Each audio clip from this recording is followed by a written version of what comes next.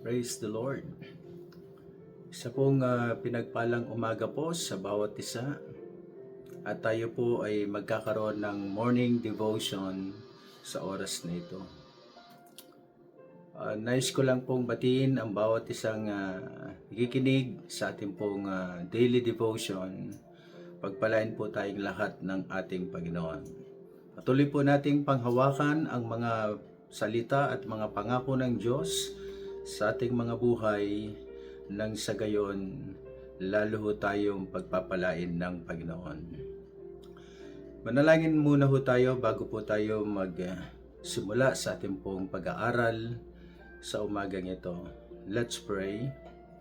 Dakila naming Diyos, patuloy ka naming pinupuri at tinataas sa aming mga buhay. Sa umagang ito, Panginoon, Ikaw lamang ang aming sasambahin. Ikaw lamang, Panginoon, ang aming itataas. Kaya sa oras na ito, pinagkakatiwala po namin ang aming pong morning devotion, Lord God.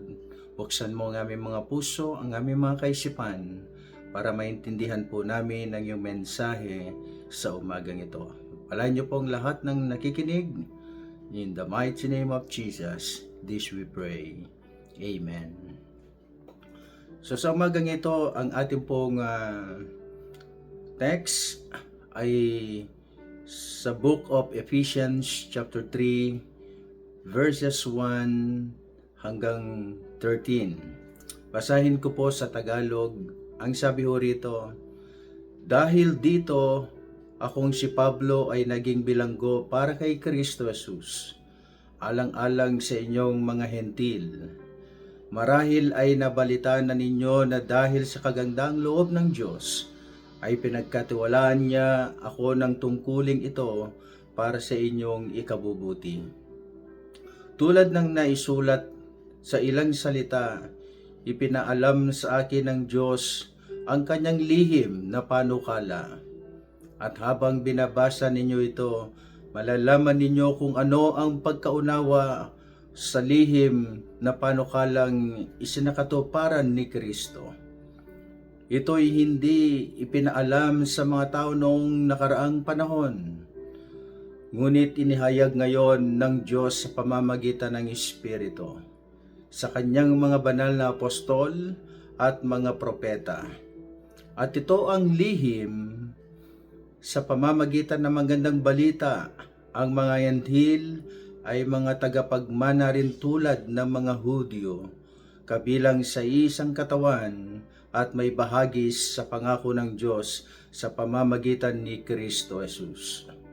Sa kagandang loob ng Diyos, ako'y ginawa ninyong lingkod upang ipangaral ang magandang balita. Ang tungkuling ito'y ibinigay niya sa akin sa pamamagitan ng kanyang kapangyarihan. Ako ang pinakahamak sa lahat ng mga pinili ng Diyos. Gayon may minarapat niyang ipagkaloob sa akin ang natatanging kagandang loob na ito. Pinangaral sa mga hentil ang magandang balita tungkol sa masukat na kayamanan ni Kristo, at upang maipaunawa sa lahat kung paano isasagawa ng Diyos ang kanyang lihim na plano. Sa mga nakaraang panahon, ang inilihim ito ng Diyos na lumikha ng lahat ng bagay. Ginawa niya ito upang sa pamamagitan ng iglesia ay maipakilala ngayon sa mga pinuno at may makapangyarihan sa sangkalangitan ang mga walang hanggang karunungan ng Diyos na nahahayag sa iba't ibang paraan. Ito'y alinsunod sa kanyang layunin bago pa man likhain ang sanlibutan. Tinupad niya ang layuning ito sa pamamagitan ni Kristo Jesus na ating Panginoon. Dahil sa ating pakikipag-isa kay Kristo at sa pamamagitan ng ating pananalig sa Kanya, makakalapit tayo sa Diyos ng may pagtitiwala at panatag ang loob. Kaya tinihiling ko sa inyo na huwag kayong panghihinaan ng loob dahil sa mga kahirapang tinitis ko alang-alang sa inyo, sapagkat ito'y para sa inyong ikararangal. Ang ating pong topic sa umagang ito, the mystery of Christ. Sa Tagalog, ang misteryo ni Kristo. Ang misteryo ni Kristo ay tumutukoy sa plano ng Diyos na inilihim noong unang panahon, ngunit ipinahayag sa pamamagitan ng Ebanghelyo at sa pagdating ni Kristo Jesus. Ito ang sentro ng pananampalatayang Kristiyano na nagpapahayag sa pagliligtas ng Diyos sa lahat ng tao, Hudyo man o hindi, sa pamamagitan ng buhay, kamatayan at muling pagkabuhay ni Jesus. Narito ang mahalagang aspeto ng ministeryo po ng ating Panginoong Jesus. Pakinggan po natin ang mahalagang aspetong ito na ginawa po ng ating Panginoong Jesus. Ang kahulugan, ang kahulugan ng misteryo o hiwaga. Sa konteksto po ng Biblia, ang misteryo o hiwaga ay isang bagay na hindi kailanman maunawaan, kundi isang katotohanan na inilihim ng Diyos noon, ngunit ngayon ay isiniwalat sa atin, pinahayag ng Diyos sa ating kapanahunan. Ito ay tumutukoy sa layunin ng Diyos na pag-isahin ang lahat ng bagay, ang langit, ang lupa, sa ilalim ni Kristo. Pangalawa, si Kristo sa inyo. Christ is in you. Ang misteryo ay hindi lamang isang mahalagang katuruan, kundi isang karanasan. Personal experience. Kristo sa inyo, ang pag-asa sa kaluwalhatian. Yan po ang sabi ng Colossus chapter 1 verse 27. So ito ay nangangahulugan na si Kristo ay nabubuhay lamang sa puso ng bawat sumasampalataya. Meaning to say, nung tinanggap mo ang Panginoong Hesus, kinilala mo siya bilang Panginoon at sariling tagapagligtas, at pinapasok mo siya sa iyong puso, kasama mo na ang ating Panginoong Hesus. Kapartner mo na ang ating Panginoong Hesus. Sapagkat ang sabi ng 2 Corinthians 5:17, malinaw na sinabi po doon, ng lahat ng nakipag-isa kay Kristo, isa ng bagong nilalang, at wala ng dati niyang pagkatao, siya'y bago na. So pamula nung nakipag-isa ka kay Kristo, hindi na ikaw ang nabubuhay sa iyong sarili, kundi si Kristo ang nabubuhay sa iyong sarili. Pangatlo, makikita ho natin ang 4 biblical truths about the mystery of Christ.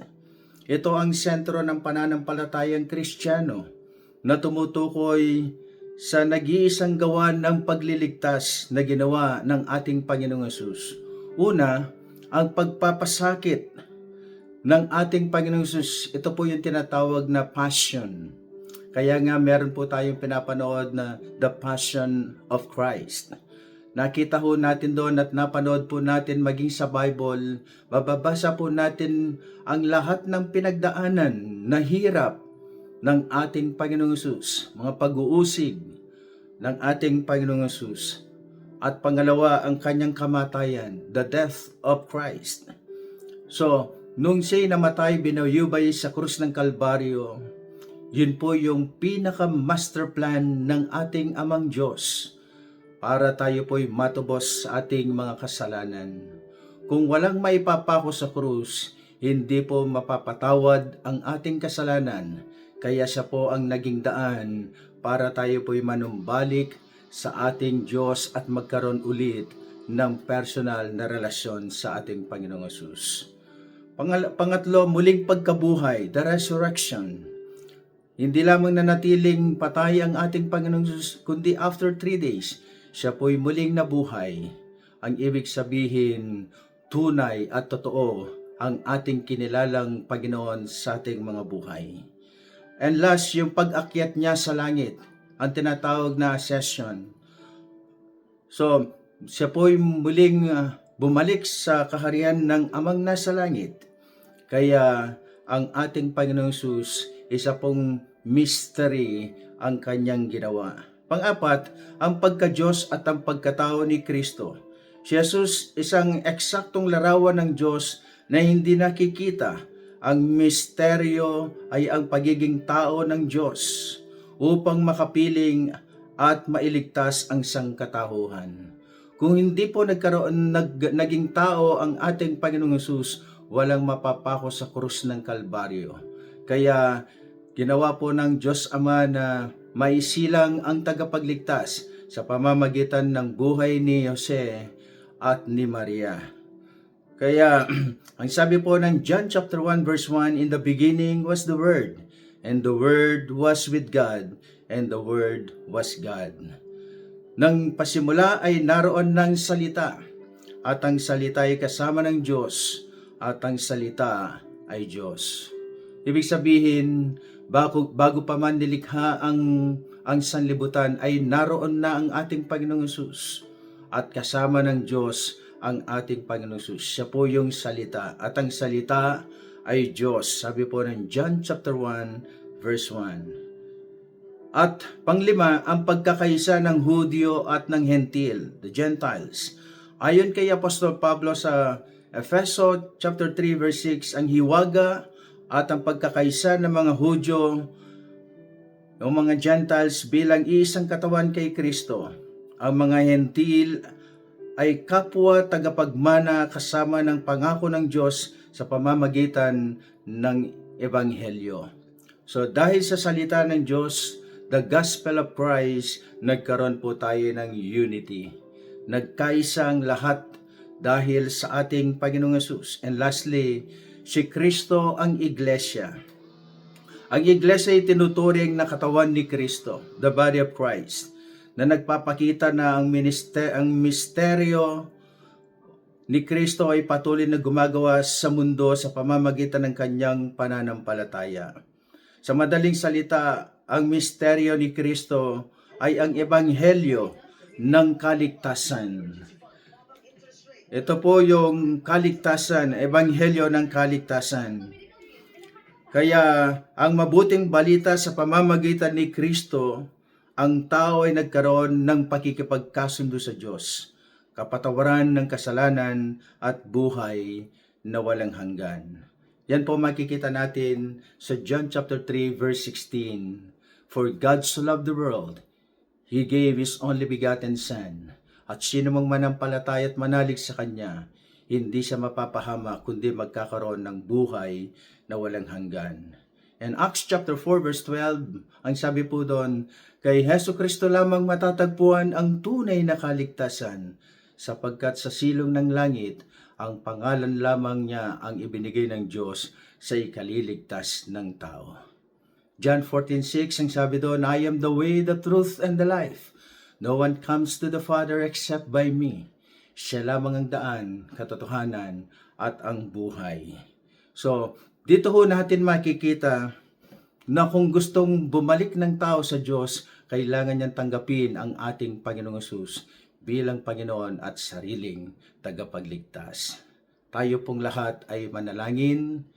Dakila naming Diyos, maraming salamat po sa katuruang ito. Bagamat napakaiksi, Panginoon, pero naniniwala po kami na Ikaw ang nagbigay ng pangunawa sa bawat sa amin. Pagpalaan niyo po ang lahat ng nakikinig, lahat ng makikinig sa morning devotion na ito. Bless your people, O God. In the mighty name of Jesus, this we pray. Amen and amen. To God be the glory po, and God bless us all.